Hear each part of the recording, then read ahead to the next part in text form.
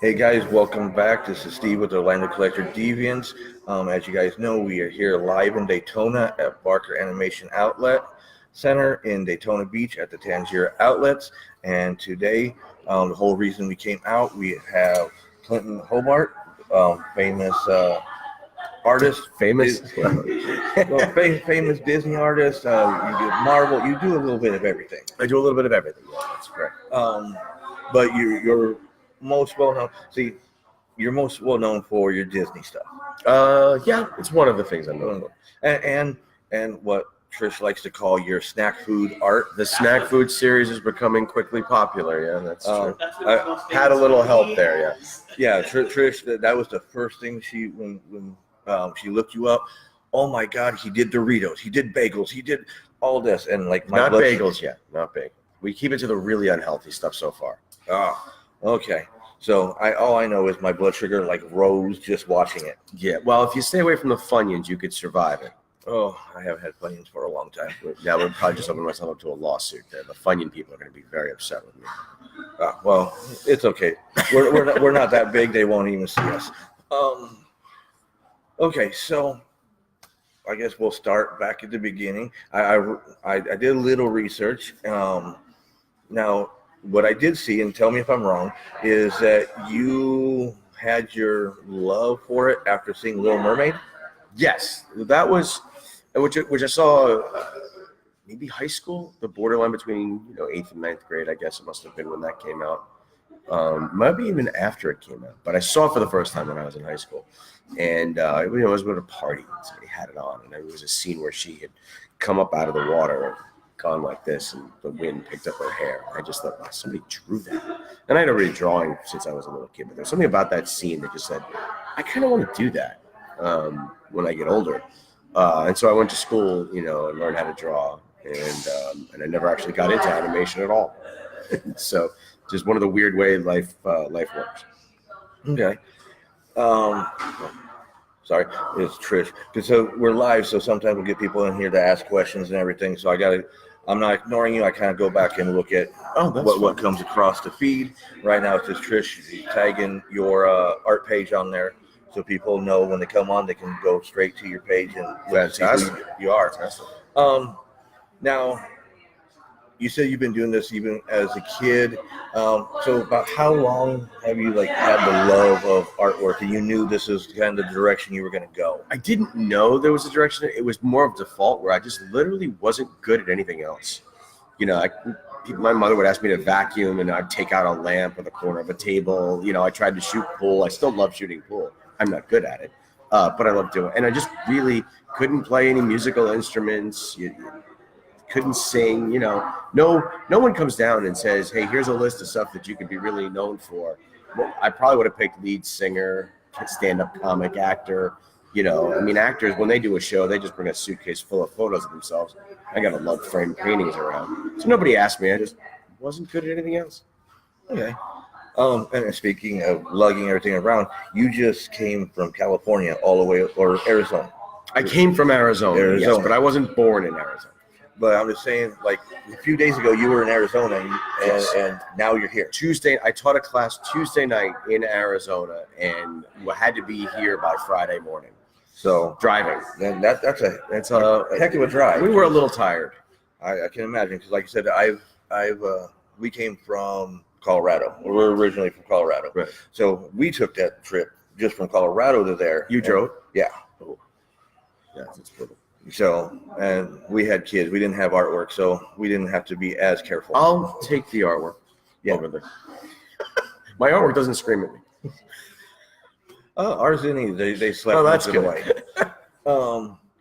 Now, like I said, you're known for a lot of different things. I really like your Wave series. Yes. One of the things that I saw. Now, I read that wherever you're at is kind of what you choose to draw, what speaks to you to draw. Yeah, I'm kind of a local, if I'm in Florida, when I was in Florida and I lived here for 5 years, I painted water. When in New York, I'll paint, still lifes and portraits and, cityscapes and things like that. I try to, keep it so that the area that I'm in influences the artwork. But for this Doritos and Cheetos, you can paint them anywhere. It works good in Colorado right now with Oh, and sure. Washington. We got Roland Man on here. Hey, Steve and Clinton. Met Clinton a few years back at Wizard World in Fort Wizard Lauderdale. World, Fort Lauderdale. Wow, that was a few years. That definitely was a few years ago. That was an interesting show. I had a great time. That was the show I met Lou Ferrigno for the first time. I met Dean Cain for the first time, who I've still stayed friends with, both Lou and Dean. Christian Cain, I met. That was a great, socially, that was a phenomenal, great, fun show. Roland Man, he is a comic book artist. He did Cat and Mouse, and he worked in the Ultraverse. He said he had a table next to you, he believes, up at that one. He never stayed in touch. Oh, well, you can yell. Tell him Roland, to add me as a friend. Can we tell him Roland. to add me as a friend? I want to stay in touch with him. Yeah, Roland, because he's on right now. He says add him as a friend. He wants to stay in touch with you. Roland just went through and redid a continuation of Cat and Mouse. They didn't redo it. They just had a Kickstarter to reintroduce Cat and Mouse and kind of continue the story that he created a long time ago. Cool. He also teaches at Full Sails up here. And Roland, and you did a raffle for work of yours, he says. And I was to your right. And then he says, okay, he's looking you up now. Excellent.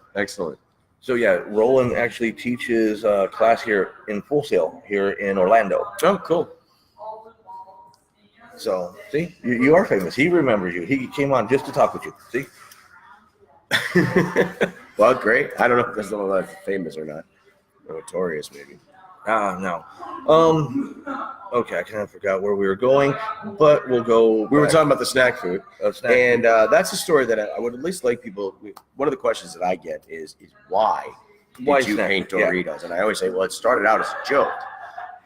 And so the story behind that is my brother is a 16th century French literary scholar with a double doctorate from Harvard University and the Sorbonne in Paris, and he's younger than me. So you would think in my family I'd be the star. No, I gotta have a genius for a brother. So we were joking around one. He's still from Jersey. So he can have all the degrees you want. He's still Jersey. And so we're joking around one night, and he says, I don't know what you're painting apples and eggshells for. If Rembrandt were alive today, he'd be painting Cheetos and Doritos because that's what this country eats. And as soon as he said it, we both went, you got to do it. So I make a little painting of Doritos, try to take them seriously, put them out on the table. And I bring them to a couple of shows, and people kept asking me for prints. And I do a show with Michael Rooker from Guardians of the Galaxy. And we're clowning around in the hotel bar one night, and I said, you haven't hijacked the mic. Michael loves to hijack the mic at a show. He'll just grab the microphone and just say funny things. And so he hijacks the mic. He comes down after he does it. He goes, you happy now? I hijacked the mic. And at mid-sentence, he goes, did you paint Doritos? I said, yeah. And he goes, why? So I tell him the whole story. He's like, it's fantastic. I want it. How much is it? So I said, it's $500. He said, I'll give you 4 and I want the frame. I'm thinking to myself, you can't possibly need a discount. But of course, it's Michael Rooker, so I gave it to him. Well, I said, if I'm giving you a discount, I want a photo. So he's like, all right. So we took a photo of me, him, and the painting. I posted on my Facebook page, and about 15 to 20 of my friends like it. He posts the photo on his Facebook page, and about 150,000 of his friends liked it. And I started getting phone calls for Cheetos and Cheez-Its and Pringles and Funyuns. And so he just blew the whole thing up for me. But it started out as a joke. Well, see, that's awesome. I mean, you just never know where an inspiration for something actually comes from. I think the best inspiration is when you are just trying to be sarcastic or funny and it turns into a thing. I love those kinds of stories. Now, what got you, well, I know we kind of talked about The Little Mermaid, but what actually got you working for Disney and with Disney? Not for, I'm going to say with. Failure. It all stemmed from major, major failure. When I was younger, I had no desire to be a fine artist. To me, a fine artist meant you were walking around in leather pants with a blue mohawk and a chain that went from your nose to your ear to your wallet to wherever else the chain would go. And that to me, and I didn't want any part of this crew. I didn't like the music. I didn't know how to talk to them socially. And I said, I don't need to be a fine artist. I just want to wear a shirt and tie and paint some pictures. And I was told, we call those people illustrators. And I went, oh, Okay, all right. So the way you dress apparently is what differentiates you from an artist and an illustrator. I said, well, I'll be an illustrator then. And so I went to school for fine art, and I decided, well, Disney was looking really good at the time, and I had applied to Disney, and I wanted to be in consumer products or something along that. And I got Mega Illustrator.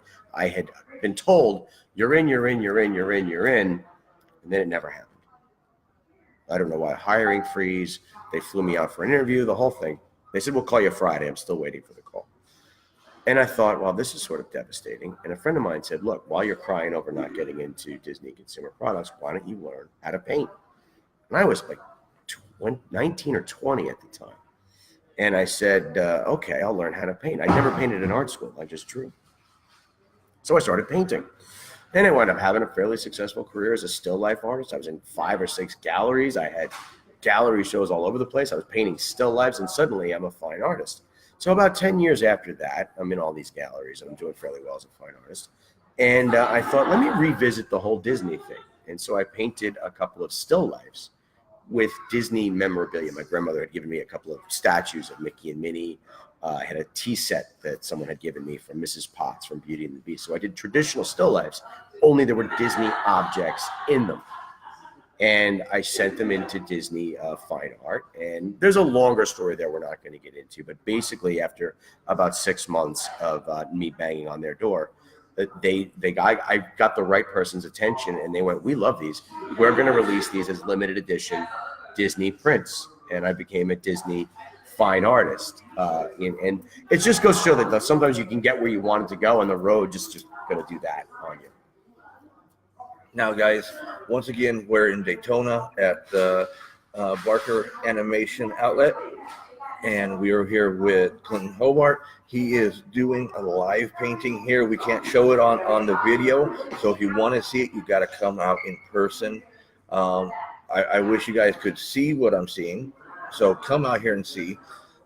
Now, one of the things, all your paintings and stuff that has caught my eye is the frog. Yes, the frog. What is the story with the frog? Okay, so I do a lot of driving. I've been doing a lot of Comic-Cons. I do a lot of guest appearances, and I'm not a huge fan of flying. I'm not convinced anything that heavy belongs in the air, and so I like to drive. I heard recently, I think a comedian said it, but that there are more planes in the ocean than there are cars in the sky. That's true. and so I drive absolutely everywhere. And which involves a lot of rest areas. And you really, if you want to get to know the American population, drive and stop in truck stops. And so I was in a truck stop in West Virginia. It was a Love's truck stop. And there's this frog by himself sitting on top of a shelf with M&Ms and Cheetos and Fritos and beef jerky all around him. And he's just like this. And he looked so sad and so depressed sitting in this truck stop. And I thought, I got to paint him. I mean, this frog needs to be painted. And then initially I thought he was sad. But then as I'm painting him, I'm like, well, maybe he's smiling. Maybe that's regret. And I just thought, I can't figure out what emotional, clearly he has in an emotional state. And it reminded me of the Mona Lisa, where everybody says, oh, is she smiling? What's going on? And I thought, with our culture today, and this is my sense of humor, let me paint a giant painting of a stuffed animal with a complex facial expression nobody can figure out. And who knows, maybe it'll be considered today's Mona Lisa, where I painted a giant stuffed frog I picked up in a truck stop in West Virginia. And so I thought that was funny. But that's the story behind why I painted a 30-inch painting of a stuffed frog. And see, and like that, it is awesome. But out of everything you have right there, that is what speaks to me. And you got a great lineup of artwork over there. It's just, when I walked in, that was what caught my eye. That's every time I look over there, that's what I look at. It's like, I loved the tea party over there. You got the Alice in Wonderland piece? Well, it's an Alice in Wonderland themed painting. And I like, it looks like the cosplayers over here, the portraits that you've done. Yep. Painting cosplayers is actually dangerous. Is it? People don't realize that. Yeah. If you know cosplayer, if you go to Comic-Con, yeah, it's actually you're if you have a cosplayer in the room and you're alone, you're taking your life in your own hands. And why is that? They're crazy. Well, we know quite a few cosplayers, but I've never painted one. So Yeah. And we're not saying he's actually painting the cosplayer. He's like doing a Yeah, no, drawing of the I'll picture. hire them and bring them right out. Yeah, we make the costumes and everything. Yeah, they're not. I'm kidding about the crazy. Don't send me hate mail. It's okay. Now, what is your favorite piece that you've drawn? What is my wow? That's a ironically, none of them are here. When you're young and you're in art school, you have a tendency to convince yourself that you're a genius. And I did this. It wasn't until later in life that I realized I wasn't. But when I was younger, I thought I was a genius. And I thought, I'm going to do 5 paintings of masks based where I'm going to have 5 paintings of tell the story of a relationship from the point of view of of masks, a male mask and a female mask. And I'm going to have all these objects in the painting that are going to be about the relationship, whether it's good or bad, or just the nature of romantic relationships. And I'm going to do this all through still life. And they're going to be huge. They're going to all be life size. And they're going to tell this story from panel 1 to panel 5. Each one's going to be different.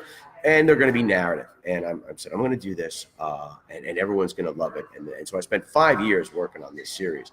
And, I've got all kinds of elements in them. I bought old phones, and then each one is set on stage. So that way the girlfriends that I was dating at the time wouldn't kill me.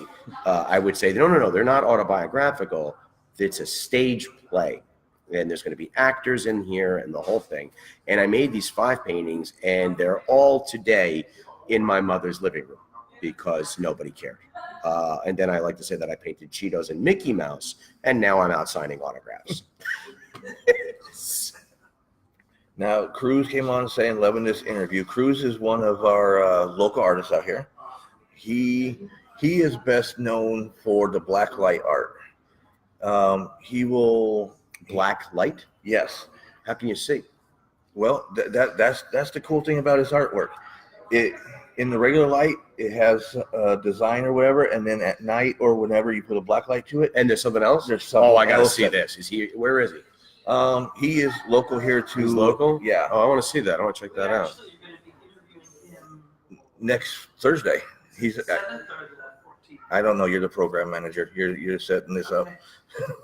But Cruz, hey Cruz, if you're still on, throw up one of your pictures in the comments real quick. He does great work. He's had a lot of like hotels that are interested in his work, just because at night they can flip on the black light and it goes in. Sounds really cool. We've watched other people kind of try to imitate what he's come up with and can't quite get to where he's at on it. That's good. I'm happy to hear that. Yeah. There's nothing worse than when you're doing something, you see somebody else like, oh, that's great. Let me do that. And you're like, wait, no, that's my idea. You can't have it. He's actually very humble about it. He's like, oh, fine. We actually got I'm mad. not. I look for a stick. When we came across these people, it's like, what are you doing? This isn't yours. This is his stick. Yeah. And he told us, calm down. See, that's some of his. Oh, very cool. If you look, it's just the green. You see the green, it looks like an abstract, and then when you turn it on, it's the Hulk behind it. No, that's really cool. He explained that it's for the wives who want the modern art, and then the husbands get their.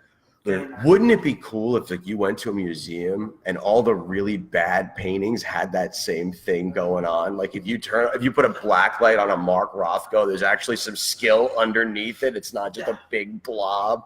I would love to. I just insulted Mark Rothko on TV. Oh well. Oh no! You're Hopefully just he's not listening. You're giving him a little tip, and for next time. For future.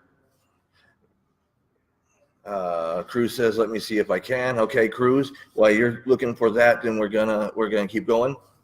Now, I also heard that your artwork got stolen from you. And to what, China?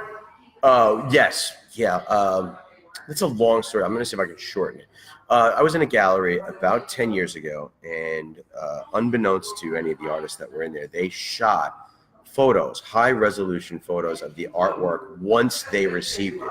We all know not to do that because you can get, apparently this gallery. So when you clicked on an image on the gallery's website, you could really see the details. Well, there was a town in China that's sort of famous for stealing artwork, and they found this website and downloaded all the images, and then we're putting, I had 2 paintings in the show, one at like $3,600, the other one at like $6,500, and they took those images off and put them on eBay for $49.95 or $39.95.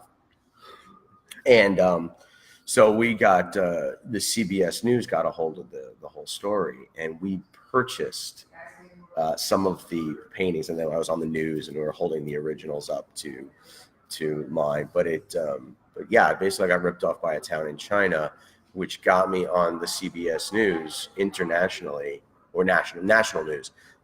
Which also after that is when I got into Disney. So people say to me, well, what's it like getting ripped off by the Chinese? I said, well, it's terrible, except for the fact that it started my career going. Bad things happen to good things. Yeah. So we kind of had the same incident happen with one of our cosplay friends. He dresses up as Aquaman, and he looks almost like a dead ringer for the original, not the Jason Momoa Aquaman. I think I know him. Probably. He goes by the true Aquaman. Well, he was going on eBay, and he found a shower curtain with his picture of him with the trident and everything. So he bought it, and now when he goes to the convention and sets up his table, that shower curtain is his backdrop. That's fantastic. It's kind of one of those things. He loves it because he's famous enough to be stolen. There you go. Now, I know you do Disney. You dabble in the Marvel.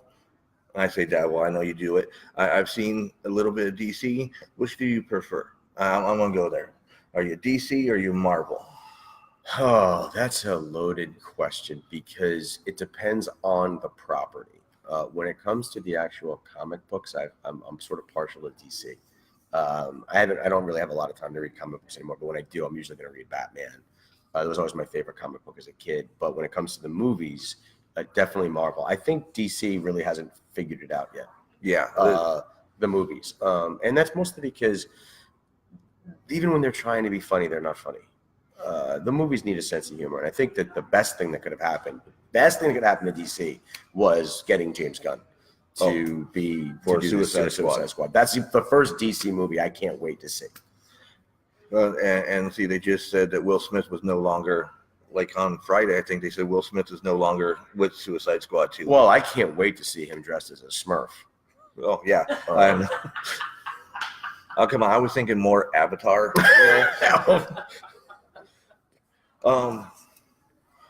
No, and I agree. With the movies, DC hasn't hit it. They're starting to a little bit with Wonder Woman, Aquaman. But as the whole, I think they just rushed it too much. But they kill it with the TV shows. In my opinion, I think with the shows, the DC has it. I don't know the DC shows. Like Flash, Arrow. Now with their own stream, they have their own streaming service. I would suggest it. They have their own. Well, I know that Marvel was doing the Netflix, and now they're going to switch over to the Hulu because they bought Fox, and some mess involved in that. I read something on there. Well, DC started their own streaming service like back in December. Yep. November, December, and they have strict for the streaming. They got Titans, and they got right now they're doing Doom Patrol. And that's a TV show? Yeah. Oh, okay. It's a weekly show that they're putting out, but like Titans, it's not like what we read in the comics. This is adult Titans. This is dark like DC is. Doom Patrol is hilarious. She doesn't like a lot of normal straight shows. She likes the comedy in it, and she's watched both Titans and Doom Patrol. It's funny. Yeah. Okay. And love. Yeah, I think if you're dealing with, not to belittle the medium at all, but I think if you're going to do a movie based on comic books, there should be a sense of humor to it. Absolutely. Like you gotta keep it light and funny. To me, a little bit, maybe not the entire thing, but yeah, but you got to throw in a little bit of throw it. to keep Sure. interest. You got the Guardians of the Galaxy, which has a good enough, set with the comedy in it, and then I think where Marvel went overboard was Ragnarok. Thor Ragnarok. Yeah, it was it was silly. Yeah. Well, because you've got your character is supposed to be a god, and you can't get too silly. You lessen the god thing. Well, and Hulk, he's not there for comedy relief. He is your, Yeah, I agree with you. It got a little too silly. Okay, but back to it. Now, do you just do oil painting, or do you dabble in other mediums also? I'd like to have time to dabble in other mediums, but I just don't. Right now, I barely have time to even paint. I think every artist, their dream is to be able to sit in their studio and paint whatever they want. And I'm certainly not complaining. I love my job, but I have so much work right now. I don't have time to even paint things that I want, let alone explore other mediums. I'm just really, really busy right now, which is great. It's the dream. That's what you want. You want to be able to say, I'm too busy to do anything else. Now, I read somewhere you're on an East Coast tour. So, like, after you leave here, where will you be? It's not an East Coast. Actually, I came from Arizona, and we drove all the way from Arizona to Florida. And then I have a show next weekend in Huntsville, Alabama. A great show. It's going to be fantastic. And then a week after that, I'm at Hill Country Comic Con in New Braunfels. Okay. So Southern shows just on the way back to Arizona, basically. And then I will do an awesome con in Washington, D.C. in April, and another show I can't announce yet because he hasn't announced it, but the guest list is going to be amazing. It's going to be in the Northwest.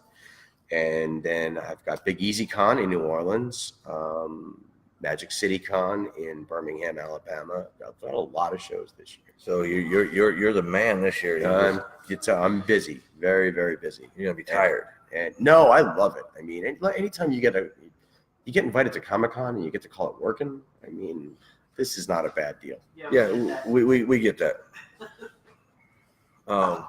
And the people, one of the things that I like to say, I love the job, but I've got friends that I never thought I would have. I've got, friends that are actors now, friends that are comic book writers, comic book artists. I mean, I'm not going to drop any names, but like some big names in this business that I get to hang out with now.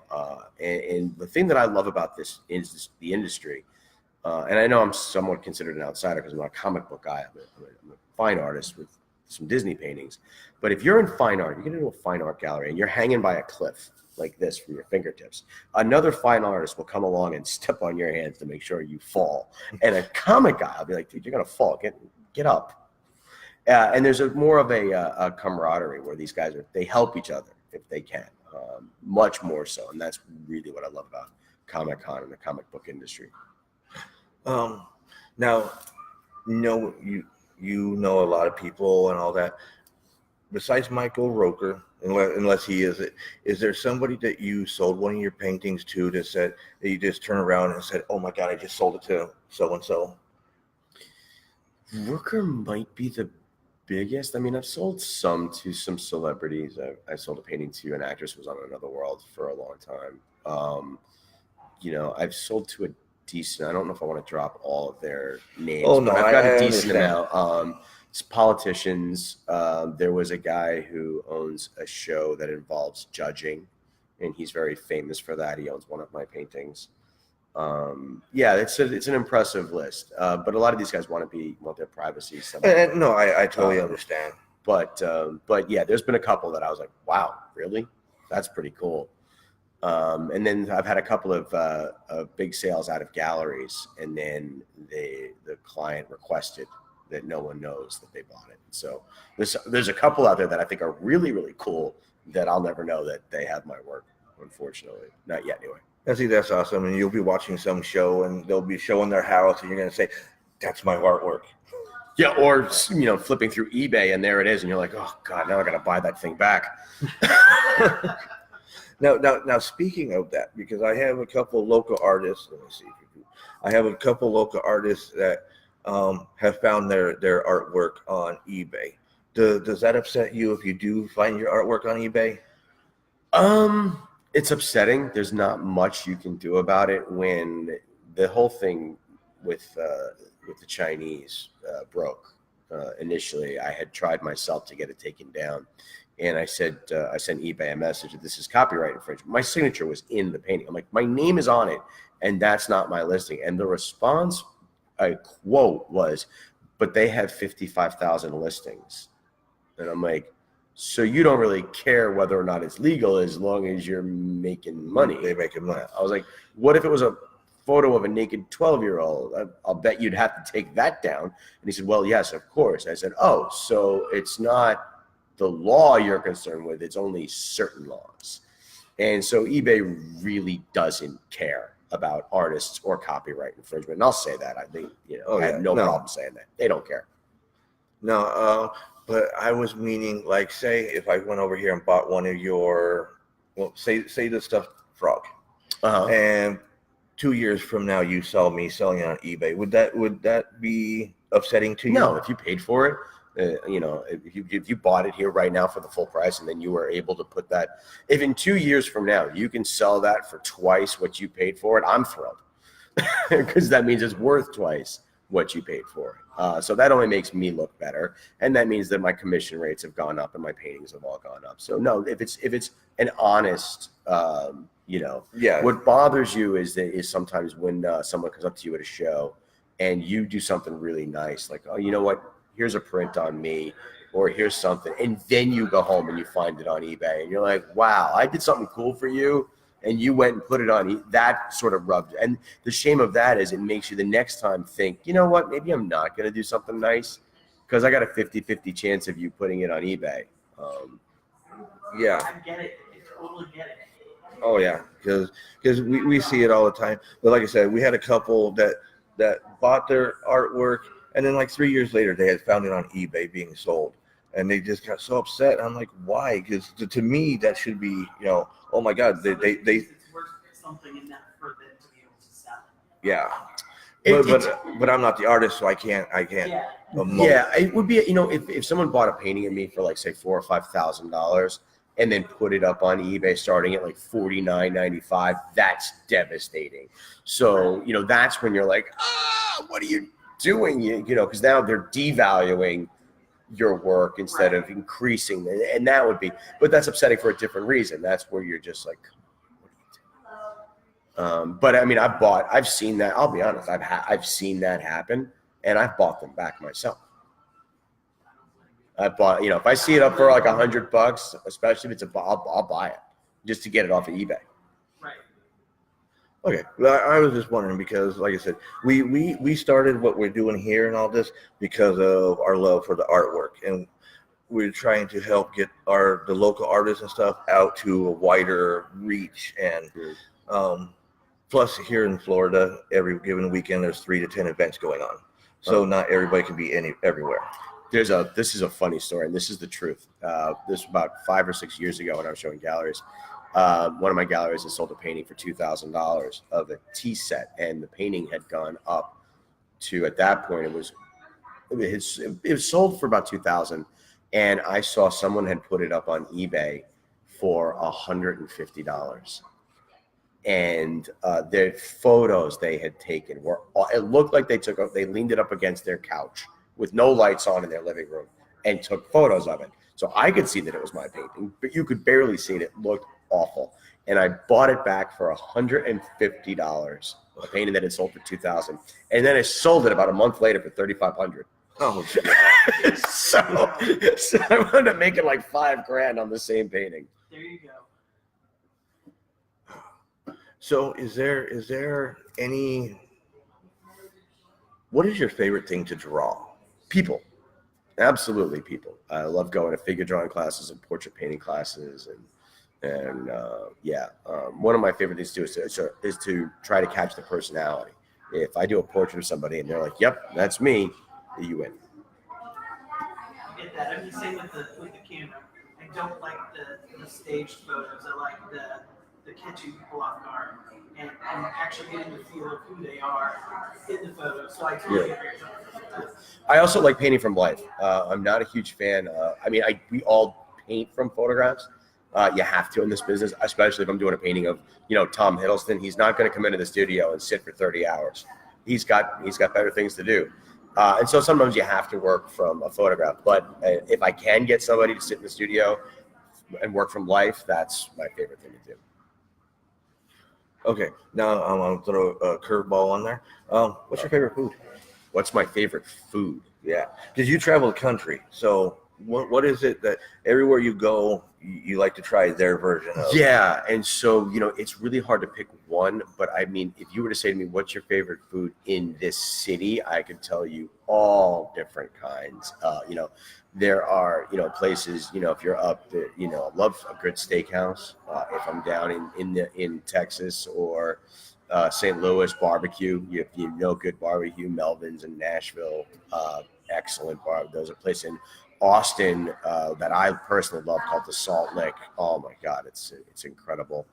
If you're in, believe it or not, there's two places in Des Moines. There's a place called Fong's Chinese Pizza in Des Moines, and it's Chinese infused with, you can get like a crab rangoon pizza. So whenever I'm in Des Moines, we always stop in that place. It just depends on the city. If you happen to be, in some parts of Florida, just don't eat. Just starve. Especially, there's not a single restaurant in Orlando. It's unbelievable. In certain areas, it's just like I'm anti-corporate. Like people are like, oh, do you want the Applebee's or the Chili's or the? No, I'm not. I'll eat a hard-boiled egg and get a hot dog at the gas station before I will eat it in another Chili's. So I'm a bit of a snob when it comes. But some ma and pa joint where like the cook is the same guy that owns it. Sign me up. If you're ever in Orlando, try the meatball shop. If you haven't tried that, Is it independent? It's an independent. All right, you sold me on it. Little shop. It's in a little shopping center. It's right. It's been down the street from us for like 10 years. I never even noticed it was there until I saw it on drives and dives or whatever. Guy Fieri's show. He actually did it. It's like, what do you mean it's right down the street from me? So we went. It's awesome. But I'm one of those too. I like the mom and pop shops, and because they actually care about the food, and it's not just here you go. My uncle owned a restaurant, and so I was in the restaurant business for a long time when I was younger. And there's a trick that the restaurant my uncle used to use is that every once in a while the bakeries would miss a day on the bread for some reasons. People get sick, snow, and the truck get this. So you have to sell day old bread. One of the tricks that you use when you're used to getting fresh bread is you put butter and a little bit of garlic on the bun and you toast it on the grill. That's a trick for the 1 or 2 days a year when you couldn't get fresh bread. But what's happened now is these chains are getting frozen bread and putting a butter garlic spread on it and then putting it on the grill so that you don't know you're eating frozen bread. If you don't have the energy to get fresh bread, I don't want to eat your place. That's my rule. And it's harder and harder to find. Oh, yeah, that's another one. Yes, if you can't do anything but 5 bags salad. Hey, how hard is the recipe to get salad right? I mean, come on. Okay, Cruz has a question for you. Do you have any advice for a new artist getting into a gallery? Oh boy, that's a loaded question. If I had advice as to getting into galleries, I'd be in more. Galleries are dropping like flies right now. And the problem with the art gallery scene is that there's 20 years ago, every artist that was any good that couldn't make a living at it opened up what's called an atelier, which is a school. So all the guys were teaching that were really good. Well, you know what happens when all the really good artists open schools? In 20 years, you got 5 times as many really good artists running around. So there's so many artists right now, and there's so few galleries, and then you compound that with online sales. You got a lot of really talented people all scrambling for the same amount of wall space, and it's the art scene is tough right now because of that. The only thing that I could say is and this is just my advice, I might be wrong. I have never been successful at walking into the gallery with my portfolio under my arm and saying, you have to represent me. It's never worked. They run. They go and hide in the bathroom. They hide in the closet. They see an artist coming. And they'll say, send us an email online. The best way to get into a gallery, in my opinion, is not to do it yourself. Get anybody. If you've got a friend, get an agent, get anybody who's willing to say, I'm representing so-and-so, and this is their work. Because the second you do it yourself, you look hungry. But if you know somebody who can do it for you, I think that looks a lot better. And then they say getting your work out there is entering competitions, Facebook, Instagram. I know I've got friends of mine that have gotten, myself included, I've gotten offers just from posting things on Instagram. And I would say that right now the new key to art is social media, as much as I hate to say it. All right, I think social media is the new key to almost anything. Yeah, it really is. But post on, and then the other thing is that if you're going to post on Instagram, be consistent. You can't post one painting a month, and then the rest of your posts are what you had for dinner and what your grandparents gave you for Christmas. If you're gonna set up an art page on Instagram, be an artist, and 99% of your posts should be work related. Nobody cares what you had for breakfast or lunch or dinner. We can't eat the meal anyway. So if you're just posting your lunch to make us jealous, I'm looking at it going, thanks. It looks like a great turkey. I can't eat.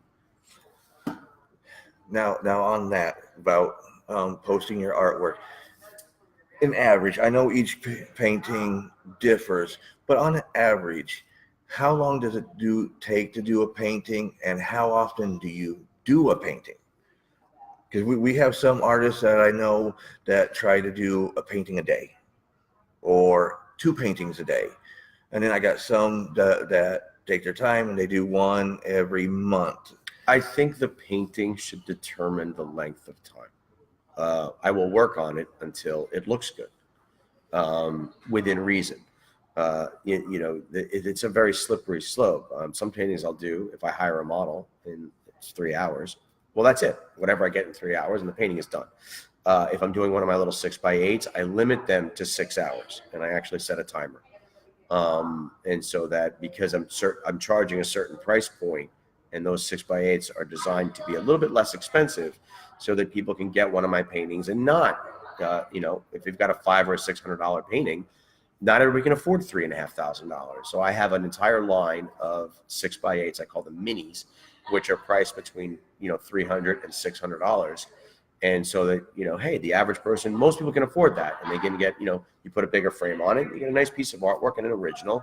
Not that I want to poo-poo prints, but if you think about it, there are a lot of prints out there that are $500. Well, I've got originals that are $500. What do you think is going to go up in value faster? Oh yeah, the original.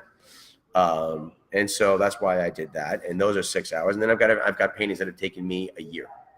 I usually will stop at a year. If you can't get a painting to look good in a year, there's something wrong with you.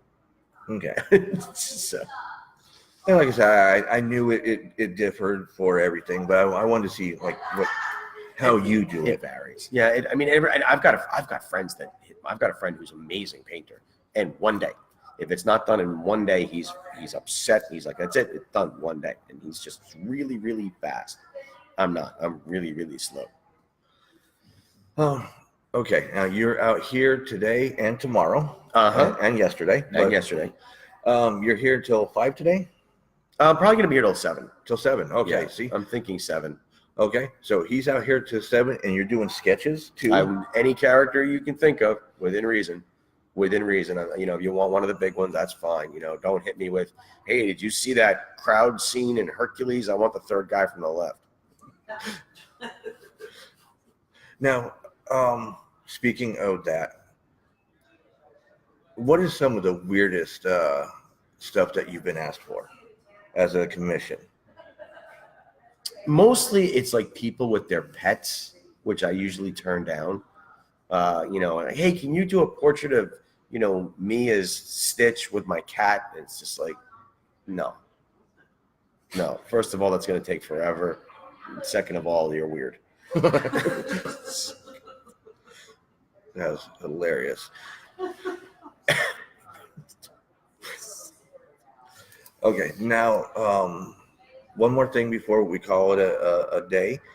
well, with you, we're still going to be here. We're still going to be here at least a couple more live shots. What do you do in your off time? I know that's a loaded With the question. 5 minutes at the end of the night. How do you like to relax? Oh, this isn't going to make me look good. I love old movies.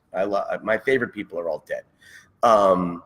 And anything from like 1928 to like 1959, you know, if it's an old black and white, because, you know, I can't handle, I recently spent some time staying with my father, and my father's favorite thing to do is watch TV. It's on from like first thing in the morning. And what I noticed, I haven't personally owned a TV set since like 2001. There was a Burger King commercial that came on. It upset me. I kicked the TV off the table. It fell. I never replaced it. So this is the first time in like 20 years where I've actually had a TV on for a decent amount of time. And I can tell you for a fact that 20 years ago, I was right. It's not worth having on. And every show is the same. There's a dead body, and then 5 supermodels have to figure out who killed it. And there's yelling and screaming and shooting, and why would you? I'll go watch an old Bing Crosby movie. Everybody's singing and dancing and happy. I don't want to watch anybody get shot and screamed at. That's not my idea of fun. So I love old movies, and I'll watch any old movie, even if there's yelling and screaming. Okay. Yeah, you're talking the king of B movies over there. I love my B movies. I love my Godzillas. The original black and white. Well, those qualify as old. I'll watch those. Those are good. She hates because there's a channel on the cable at Christmas. It's a kaiju Christmas, and all they do is a marathon of all the old Godzillas. So I may not see Godzilla and walk out. I may not even watch it. Maybe just in the background, but I gotta go just so I can hear. Oh my God, Godzilla! We can still see the strings. Yeah. Really. Now I'm gonna go off of his last question, but I'm gonna change it a little bit. Do you have any advice for new artists in general? Not trying to get into a gallery, just trying to get into the game. Just trying to be a professional. Yeah. You mean? Yes. And whenever I have kids, whenever I walk into a room and I see like there's 30 kids, I always say, who wants to be an artist? And they all raise their hand. I said, okay, leave them up for a second. Now, if you play video games, put your hands down. And usually there's like 1 kid left, maybe 2. And I'm like, okay, great. I only got 1 kid who's going to actually make it in the field. And I think the number one thing is, if you want to be a professional artist, if you want to draw pictures and paint pictures, and you're at home spending most of your time doing this with a little bit of drool hanging out of your mouth and a bag of Cheetos on the right, and you don't have to worry about you taking my job. And so unless you're drawing the Cheetos, that's a different. Unless you're drawing them, but if you're sitting at home playing video games, eating Pop-Tarts, I don't have to worry about you taking my job. And so that the thing is work. That's the whole point. If you're playing video games instead of drawing, you're not getting any better at drawing. And draw constantly. Draw 12, 14, 16 hours a day, 7 days a week, because that's what your competition. That's what I'm doing. I'm drawing. When I'm in my studio, I wake up at 8 or 9. I have a cup of coffee, and I'm painting by 10, 11, or 12. And I paint until 10, 11, or 12. So my typical day when I'm not traveling a show is at least 10 hours, if not 12, 14, 16 hours a day. And that's not because, I've got deadlines, but there are times when I'll be done painting with what I have to paint at 10 and just start something for the fun of it, just to keep working. And that's what a lot of people don't understand. And I think that's the hard thing, that what you do is a real job. Because I know there's people out there, oh, you're an artist. That's not real. But you're showing. I hear that a lot. Exactly. From my parents. But with what you're saying is, and they get to see that you're painting from 10 in the morning till 10 at night. It is a full-time job for you. Yeah. It's not just a love. It's not a hobby. It's an actual job. And that's what we like to try to get out to people who think, because we've watched at the conventions where people come up, oh, I want this. I'm not going to pay the $50 for this. Give it to me for 10. You didn't spend any time on it. And it's like, how much does that happen to you? Yeah. Speaking of, where they come up and say, oh, I don't want your price. I want you to do it for this price. They don't really say that to me. Very, very, a long time ago, I had a teacher who said to me, people only will tell you what they think they can get away with. And so I try to have a persona which says, don't give me any advice. And it's been fairly effective so far. And then the other thing is cocktail parties is where they get you. I remember I was talking to a dentist once at a party in New York City, and he grabbed like a napkin, and he said, "Can you do a sketch? Can you do a quick sketch for me of Mickey Mouse on that napkin?" I said, "Sure thing. Right after you clean my teeth." Want me to work for free? You work for free. We can I trade. like that. Correct me if I'm wrong. You're friends with Mr. Kulisek. Oh, very good. Yeah. Jeff, yeah. Hey, cool. Cool jumped on. He's here. Yeah, You guys know him? Oh yeah, Oh, we're we're really good good friends friends with him. He has done many different artwork for us. We've commissioned, and we've just all around great guy. What, 4 years now? He comes on at the end. Of Oh. course he does. He misses all the funny stuff. Now I got nothing left, and now he hops on. Oh, I'm surprised he hasn't came in and called us all knuckleheads yet. So Yeah. 'cause usually he jumps on, "Hey, you knucklehead." But So, he's heard all this crap anyway 20 or 30 times over. So he's not really missing see, any of it. he's saying, "Hey, Clint." So, Can you hear me? oh yeah, he can hear you. Oh.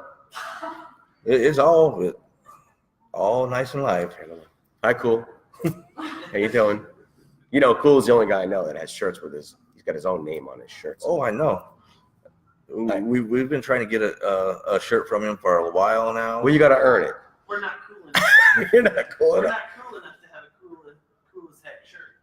Hey, but I love his new business cards on the Atari cases, the old Atari games. Oh yeah, I saw those. Posted those online. Yeah, I actually have one. Like life. Okay, cool. Is that a typo? What have you been Pooh and drinking? me. Ah, yes. Yeah, because we did a show. Cool and I were at a show, and I did not do this deliberately, but I was trying to be funny in front of the audience. And I said, Winnie the Pooh is the only person in history that walks around in a shirt with his own name on it. And Cool is standing in the back of the audience, and he's got his Cool as Heck shirt. And I'm like,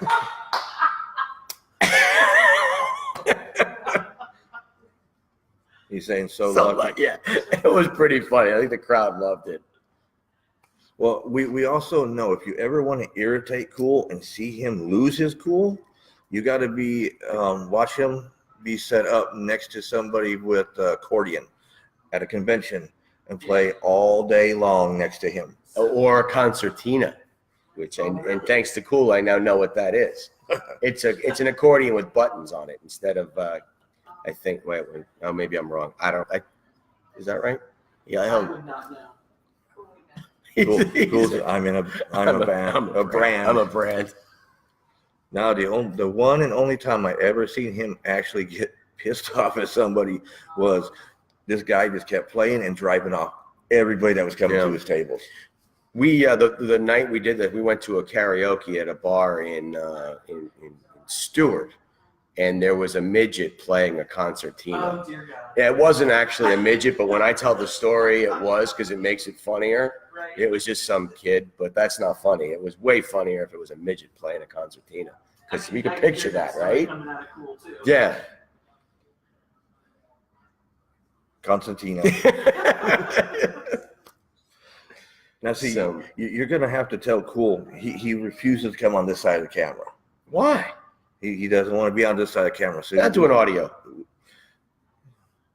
I don't think I have a volume down enough for Cool's. We'll make a cardboard cutout of him, and then he could talk while the cardboard cutout is sitting there. That what we could do. Yeah. How about that, Cool? I've been trying for 3 years to get him on this side, and he won't do it. See, but and the funny thing is, don't have a cardboard cutout of Cool. Have a cardboard cutout of like Red Fox. Yes. Or William Shatner. Have a cardboard cutout of William Shatner and have Cool just talking over it.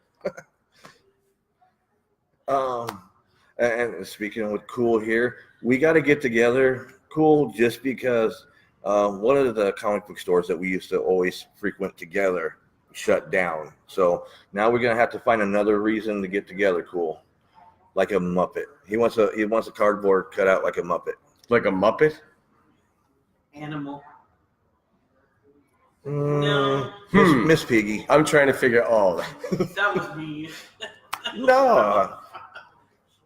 You big dummy. it's like a Muppet.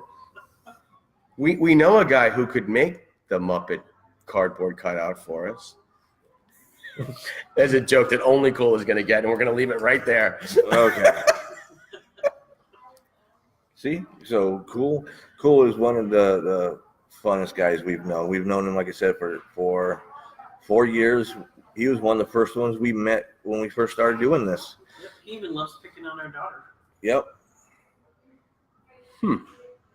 Yep, message me. I got to jump. Okay, cool. We'll get together. You know that. Is there anything else that you'd like to tell anybody out there in TV land? I can't think of anything. I mean, we covered most of it, but probably. Did I miss anything? I tried to do my homework, but I missed things, and or I'll get stuff backwards. Yeah, and whenever you finish something like this, you're always like, oh, I should have mentioned, this, or I should have plugged myself, or mentioned my Instagram, or well, I didn't mention my Instagram, actually. That's probably a solid idea. Everything is just my name. All the social media, if you Google me, it's just Clinton Hobart. So, if you guys are out there and you feel like following me on Instagram, please do. I could certainly use the help. I don't have like 1 million followers, Hashtag Clinton Hobart. Yeah, I don't have 1 million followers because I keep my clothes on. And so I know that that's really the key on Instagram to having 1 million followers is to take something off. But I figure I'll lose more than I'd gain if I did. So. And Cool says, miss you, Clint. You too, man. You too. So I'm gonna have to get with him and get some juicy stories between you two. So this is when you realize how small of a world it is. Well, this is also, you guys got the edited for television version. Like you get Cool and I in a room when there's no cameras rolling, you get some really good stories. oh, trust me. We believe that. And Barker Animation Outlet says, well, enjoyable video, really wonderful. I learned a lot. Of no value whatsoever. Thanks, Adrian. But okay, guys, on that note, we're hitting the hour mark. I don't like to go too much. We've been talking for an hour? Yep, 57 minutes. Oh, all right. See, but how I do it doesn't feel like that long. No, it doesn't. And like I said, I jump around, and now you'll have a headache, and you'll have to go drink just to get rid of my image all day. I do. Not while I'm working. Nobody wants to hear, Mommy, the Disney guy smells like bourbon. Well, see, usually my Thursday night shows that we do is drinking with Steve or Graven and Steve. So we're usually drinking while we're doing the shows. So our just didn't happen to be able to. Yeah, Graven had to be down in Miami at a different show. But Adrian's scene, we're usually packing them away. It makes the interviews and show go a little funnier. But on that note, guys, we are here. He is going to be here until 7 o'clock tonight. He's going to be here tomorrow, all day tomorrow? Till 3. Till 3 tomorrow. I think it's 3 or 4. Okay. Sometime he'll decide to leave, and that's when he'll be gone tomorrow. We're here in Daytona at the Tangier Outlet Malls, at Barker Animation Outlet Centers here in Daytona Beach. So come out, join us. Come see. This is an awesome gallery. I love this gallery. It's gonna be one of my stops every time I come to Daytona now. So guys, please come out. There's the address. It'll show you. I'll tell you, it's over by the Skechers store and the Nike store. So if you look for that, that's where you can park on that side and come through and get here quicker. We will talk to you guys later. See you later. Take care.